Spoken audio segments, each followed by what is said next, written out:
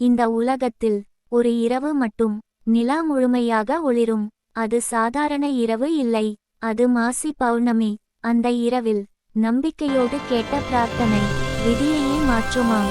இந்த கதையில் ஒரு ஏழை சிறுவன் நிலாவை பார்த்து கேட்ட ஒரு வேண்டுதல் அவனோட வாழ்க்கையை எப்படி மாற்றிச்சு தெரியுமா? ஒரு சிறிய கிராமம். அங்கே அருள் என்ற ஒரு சிறுவன் இருந்தான். அவன் அம்மாவுடன் மட்டும் வாழ்ந்தான். அவர்களுக்கு செல்வம் இல்லை, ஆனா நல்ல மனசு இருந்தது. அம்மா தினமும் சொல்வார், மாசி பௌர்ணமி நாள்ல நிலாவை பார்த்து மனசார வேண்டிக்கோ, அது கேட்கும். அருள் அதை மனதில் வைத்துக்கொண்டான். மாசி மாதம் வந்தது. அந்த இரவு வானம் முழுக்க வெள்ளை நிலா. கிராமமே வெள்ளி நிற ஒளியில் குளித்தது. அருள் கைகளை கூப்பிட்டு சொன்னான், நிலா தேவதேவி, என் அம்மா சுகமா இருக்கணும், எங்களுக்கு வேலை கிடைக்கணும். அவன் கண்களில் கண்ணீர். அந்த நேரம் ஒரு மென்மையான ஒளி அவனை சுற்றியது. அடுத்த நாள் ஒரு வயதான சந்நியாசி கிராமத்துக்கு வந்தார்.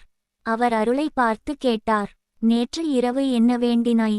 அருள் ஆச்சரியப்பட்டான். அவன் உண்மையை சொன்னான். சந்நியாசி சிரித்தார். உனக்கு செல்வம் வேண்டுமா என்று கேட்டார்.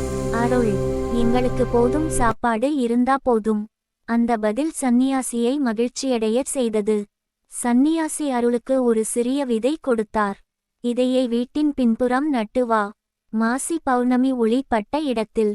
அருள் அப்படியே செய்தான். ஒரு சில நாட்களில் அந்த விதை ஒரு பெரிய மரமாக வளர்ந்தது. அது சாதாரண மரம் இல்லை, அதில் பொன்னிற கனிகள். அருள் அதை பார்த்து ஆச்சரியப்பட்டான். அந்த சந்நியாசி மீண்டும் வந்தார். அவர் திடீரென தெய்வீக ஒளியில் மாறினார்.